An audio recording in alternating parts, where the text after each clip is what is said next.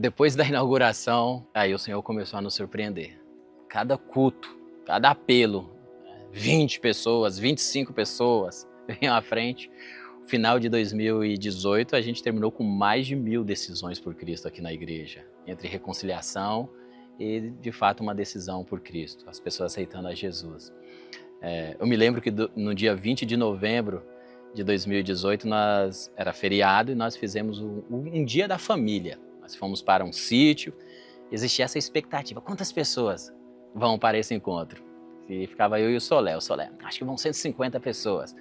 Eu acho que vai mais de 500. Ele olhava e falava, você é muito sonhador, não vai isso não. E nós tivemos mais de 550 pessoas, foi muito especial esse dia. Foi um dia que nós ficávamos no culto brincando que nós iríamos jogar futebol. O Solé falava que ia me marcar, eu falava que ia dar um chapéu, que ia fazer gol. E eu dei um rolinho nele e fiz um gol. Foi bem legal aquele dia. Eu preciso compartilhar também, voltando para o novembro de 2017, a primeira vez que o Solé veio na célula, quando as pessoas conheceram, estavam convivendo muito comigo. E ele veio com uma pessoa, o pastor queria assumir a igreja. E uma irmã tirou uma foto e depois enviou. Nossa, meus pastores, a dupla café com leite. E de fato deu uma parceria nessa dupla. Então voltando, 2019 iniciou, para todos nós era uma surpresa. Uma igreja bíblica, uma igreja histórica, nós não fizemos nada de apelo, nós só queríamos servir ao Senhor, adorar ao Senhor. Muito forte o trabalho também do alvo certo, servir na comunidade. E a igreja cresceu muito rápido. Para fazer essa organização ministerial era um grande desafio. Eu e o pastor, ele cobrava o escanteio, o outro cabeceava e o outro ia para o gol. Mas o Senhor, ele começou também a enviar os trabalhadores, aquele grupo que já estava na célula com a gente, muito comprometidos, irmãos do louvor, pessoal de Vila Mariana vindo para ajudar. Então a igreja começou servindo de uma forma impactante. Terminou 2019, muita expectativa para 2020, os projetos de consolidação, os ministérios que estávamos sonhando implementar. E aí 2020 começa. Eu me lembro que no dia 15 de março de 2020 seria o aniversário da igreja. Nós iríamos celebrar o aniversário naquele dia. E no dia 14, era um sábado, eu estava fazendo o casamento do Rodrigo e da Soraya. A banda Mergulhar esteve aqui no culto da Rede da Juventude no sábado. E foi o último culto presencial que nós tivemos, porque naquele dia saiu um comunicado do pastor Jonas, que nós estaríamos com as portas fechadas, os nossos cultos seriam online, por questão da Covid-19, veio a pandemia, e aí foi um grande desafio, porque nós tivemos que mudar tudo, ressignificar, tudo que nós fazíamos de forma presencial agora ser online, palestras, cultos, célula. E a gente teve que aprender. E no momento que a igreja estava crescendo, então existia uma dúvida. O que vai acontecer? Mas eu aprendi com tudo isso que quando o Senhor está no controle, independente do que aconteça, vai continuar. E a fidelidade dos irmãos, a paixão, o engajamento da igreja agora de forma online, apesar do desafio, a igreja continuou de pé naquele momento. 2021 a gente termina, 2020 a gente termina com a expectativa de que a Covid vai acabar, vai terminar. 2021 a gente começou animado e aí novamente aumenta ali os números, então mais uma vez nós tivemos que manter os cultos online, não pudemos retornar porque tinha uma expectativa de voltar para o aniversário da igreja. Passamos por um momento assim difícil, porque foi a perda da Meire, a minha esposa, em 18 de março, então ela veio a falecer nesse período de pandemia, e eu falo que a perda da Meire não foi a perda da Meire somente para o Jordélio, para os meus filhos e para a minha família. Eu falo que foi uma perda para a igreja sentiu, porque ela fez parte da história. Ela ficava com um carrinho de feira carregando o João, pequenininho, aqui pelas ruas de Vila São José. Ela esteve muito envolvida no processo de plantação da igreja, e ali a igreja sente. Mas a igreja continua rompendo, continua avançando.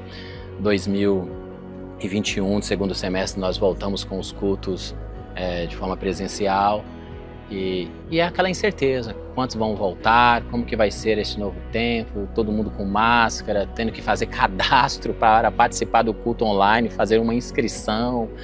Então, todo aquele movimento que não foi só na Igreja Batista do Povo, uma questão nas nações que aconteceu, uma questão mundial, mas a igreja continuou rompendo, continuou avançando. E aí a gente termina 22, a gente entra 23, e aí em 23 vem um desafio, porque depois de 21, termina 22, a igreja rompendo, avançando, e aí já terminando 22, o pastor Jonas chama e fala de que tem pensado em indicar de fato o Ivener para o processo de sucessão presidencial da Igreja Batista do Povo, e a gente começa a falar acerca disso. Existia a expectativa de que o Soler, a partir de março de 23, ele iria para a Vila Mariana e ficaria de forma híbrida.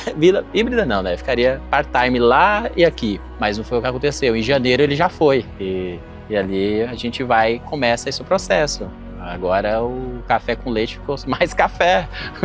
O meu parceiro, eu confesso que eu não imaginei que eu sentiria tanta falta dele, mas eu senti muito, porque existia de fato um alinhamento grande na forma de trabalhar. E aí ele começa a ficar só em Vila Mariana. A igreja é presenteada porque a gente então recebe o pastor Jairo e o pastor Ezequiel como pastores tempo integral. O pastor William já tinha sido ordenado ao ministério pastoral no mês de agosto de 22. Então a gente perdeu, digamos assim, o pastor Ivener, que continua sendo nosso pastor também, mas não de forma tão intensa aqui no extremo sul, mas ganhamos 3 pastores para somar a equipe, e a igreja continuou rompendo. Foi um processo de transição que eu vejo como um processo muito saudável, tanto em Vila Mariana como aqui. A igreja continuou rompendo, geralmente no processo de transição existe essa tensão, como que vai ser. No final do ano de 23, o pastor Ivener, então, ele assume de fato a presidência da Igreja Batista do Povo, lá em Vila Mariana. Em 24, a gente continua aqui com a responsabilidade da igreja, com esse corpo pastoral, essa equipe. A gente tem a ordenação em 24 do Leonardo, fruto da casa também ao ministério.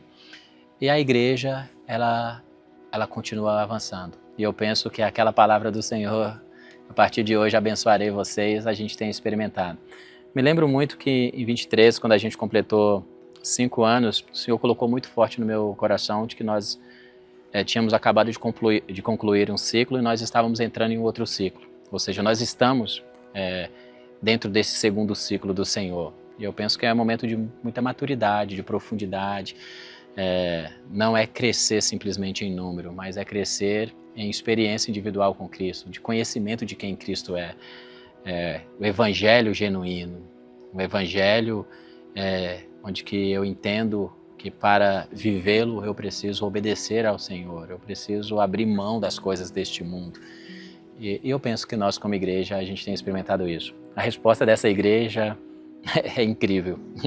Essa igreja, você abre a inscrição dos cursos da família, rápido essas inscrições são encerradas. A IBM, você vai fazer um acampamento, um retiro.